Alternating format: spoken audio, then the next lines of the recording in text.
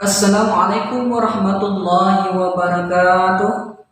Alhamdulillah, alhamdulillahilladzi hadana li hadza wa ma kunna linahtadiya law hadana Allah. Asyhadu an la ilaha illallah wa asyhadu anna Muhammadan abduhu wa rasuluh. Allahumma shalli wa sallim wa barik ala sayyidina Muhammad wa ala alihi sayyidina Muhammad.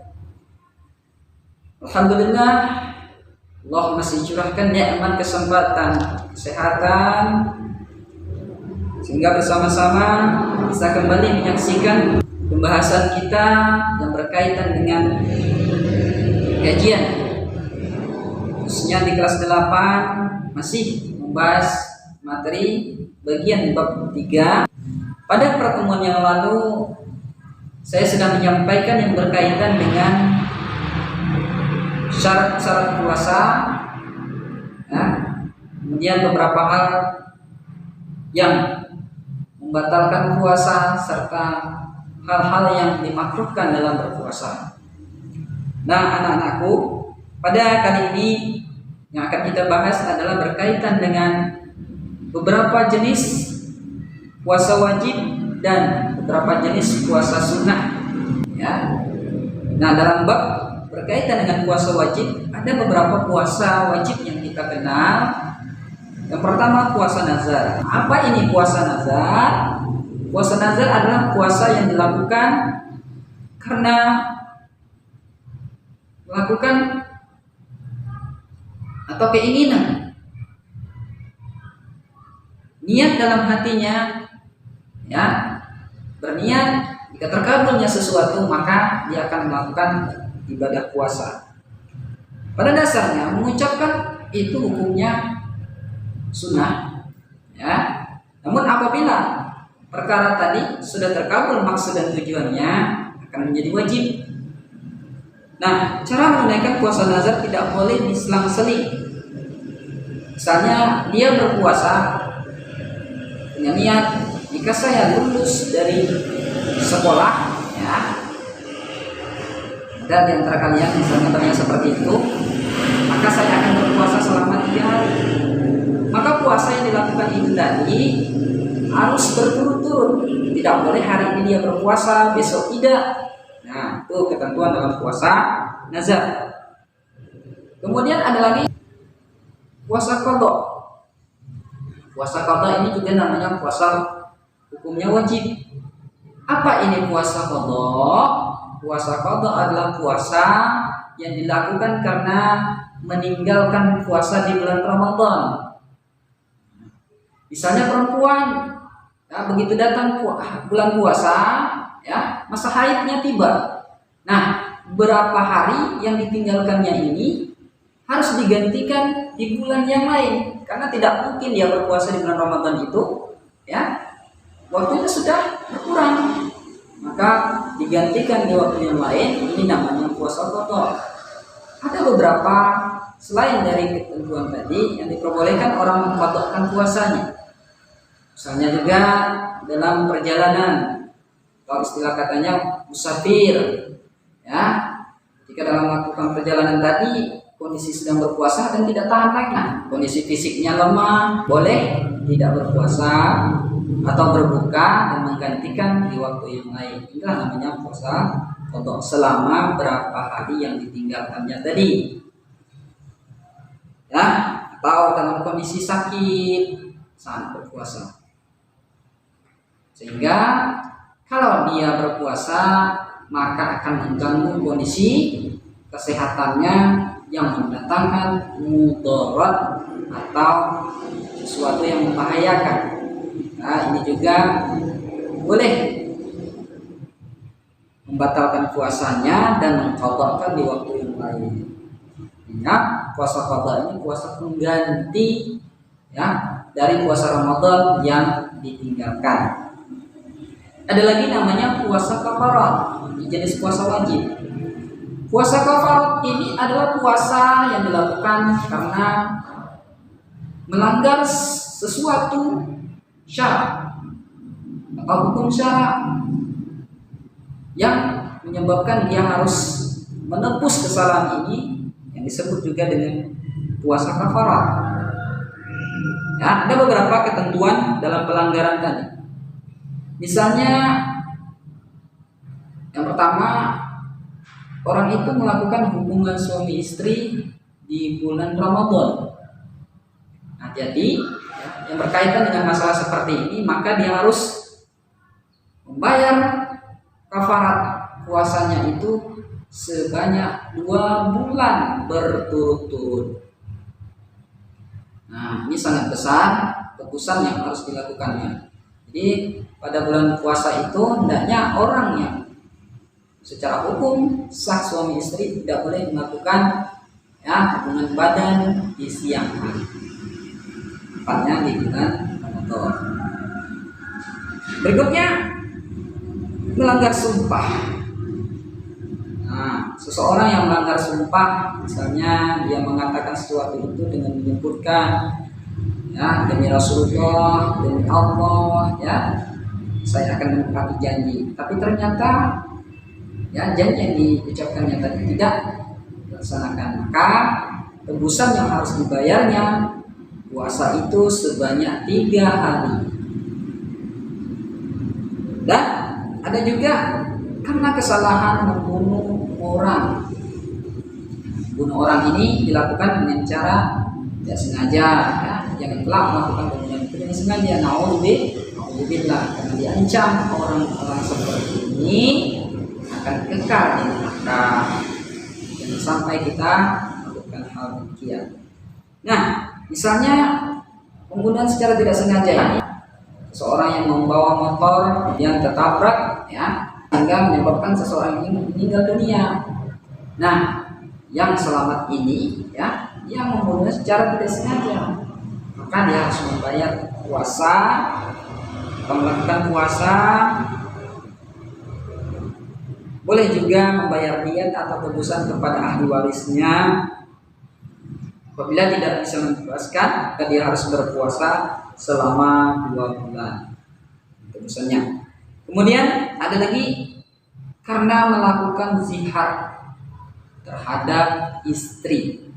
Ini berlaku bagi kepala keluarga, bagi seorang ayah, dia tidak boleh menyatakan kalimat zihar. Ini artinya menyamakan istri dengan ibu kandung. Pernyataan seperti ini misalnya hidung istrinya itu tadi seperti hidung ibunya. Misalnya seorang ayah mengatakan istriku ini wajahnya mirip seperti ibu. Kesalahan seperti ini harus ditebus dengan berpuasa selama 3 hari. Nah, yang terakhir ada namanya puasa Ramadan. Puasa Ramadan pasti sudah kalian pahami, yaitu puasa yang dilakukan di bulan suci Ramadan. Nah, ini sudah tertera dalam hukum Islam. Nah, puasa Ramadan adalah puasa yang wajib hukumnya bagi setiap muslim, laki-laki dan perempuan. Bagaimana ketentuan dalam ayat Al-Quran surah Al-Baqarah ayat 183 yang berbunyi, ya ayyuhalladzina amanu kutiba alaikumusiyam kama kutiba alal ladzina min qablikum la'allakum tattaqun. Nah, berikutnya yang akan kita bahas adalah puasa sunnah. Dalam ibadah ternyata ada beberapa amalan-amalan yang dicontohkan oleh Rasulullah SAW. Puasa sunnah ini adalah puasa yang dicontohkan oleh beliau. Puasa bulan Syawal adalah puasa yang dilakukan di awal bulan Syawal, namun tidak pada tanggal 1 Syawalnya, karena itu bertepatan pada hari raya yang diharamkan hukumnya. Dan caranya boleh kita lakukan dengan berurut-urutan atau tidak berurutan. Tepatnya kalau kita lakukan misalnya pada hari raya Idul Fitri, hari raya ketiga, asal jangan pada hari raya pertama. Berapa lama? Biasanya ya, orang melakukan puasa Syawal ini laksanakan biasanya 6 hari. Kemudian ada lagi namanya puasa Arafah. Nah, puasa Arafah merupakan puasa yang dilaksanakan pada tanggal 9 Zulhijjah.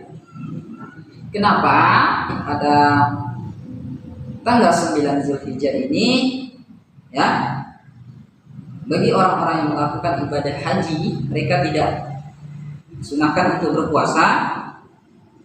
Nah, bagi kita yang berada di tanah air ini, hukumnya sunnah muakkad mengerjakan. Dalam hadis ini, ya, hadis ini diriwayatkan oleh Muslim, di mana puasa pada hari Arafah itu dapat menghapus dosa 2 tahun, 1 tahun lalu dan 1 tahun yang akan datang.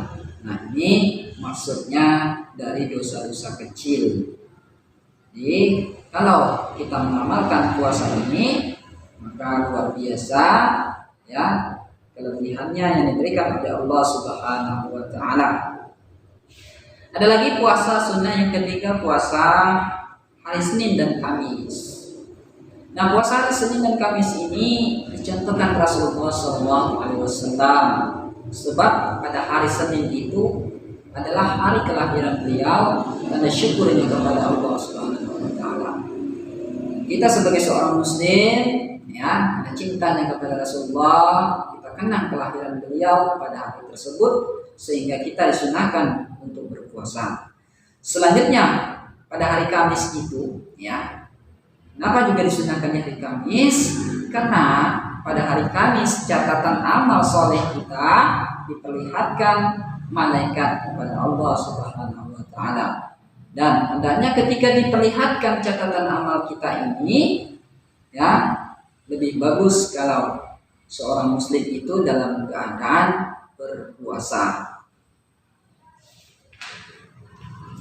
Nah, itu beberapa yang berkaitan dengan jenis-jenis puasa wajib maupun puasa sunnah. Sekarang yang berkaitan dengan perintah Allah itu selalu mendatangkan hikmah bagi seorang muslim. Apa saja hikmah dalam ibadah puasa itu? Ya, baik itu puasa sunnah, terutama juga puasa wajib. Yang pertama, pastinya sarana mencapai ketakwaan kita kepada Allah Subhanahu wa taala. Karena dalam berpuasa itu kita dilatih baik hawa nafsu, ya, kesabaran, dan kita mengingat bagaimana kondisi orang-orang yang kelaparan, sehingga kita bersyukur kepada Allah Subhanahu wa taala apa yang kita miliki. Selanjutnya, melatih manusia dalam meningkatkan kedisiplinan, kesabaran, keuletan serta melawan hawa nafsu tadi. Pastinya demikian. Karena dalam puasa itu, ya, kita diatur bagaimana, ya, dalam kondisi yang demikian kita juga harus tetap melaksanakan sholat, ya, kemudian sabar dalam menghadapi baik rasa lapar, haus, ya, kemudian sesuatu yang juga bisa membatalkan puasa, nahan amarah, kesabaran kita. Berikutnya, menumbuhkan jiwa sosial. Kenapa? Karena di dalamnya tadi mengandung pelajaran, bisa merasakan apa yang dirasakan di orang-orang yang kekurangan hidupnya, kadang-kadang makannya sekali sehari, ya. Selanjutnya, menyehatkan tubuh. Nah, ternyata hikmah dalam ibadah puasa itu bisa memberikan kesehatan terhadap tubuh kita. Kenapa?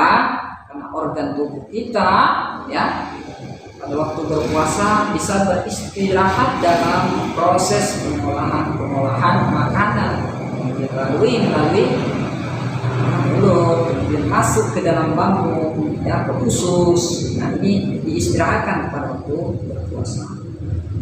Ya, akhirnya kadang-kadang bisa menimbulkan berbagai jenis penyakit seperti kuman, ya, dan sebagainya. Terakhir, menjaga keseimbangan dan keselarasan tubuh. Demikian. Nah, pada dasarnya tadi puasa, ya, ini bisa menjaga kesehatan bagi seorang muslim. Nah, inilah beberapa perkara yang berkaitan dengan puasa wajib dan sunnah. Mudah-mudahan penjelasan kesempatan kali ini bisa memberikan pemahaman serta kejelasan dari bab pertemuan kita terakhir di bab 3. Sebelum Bapak tutup, Bapak ingatkan kepada kalian untuk selalu mematuhi protokol kesehatan.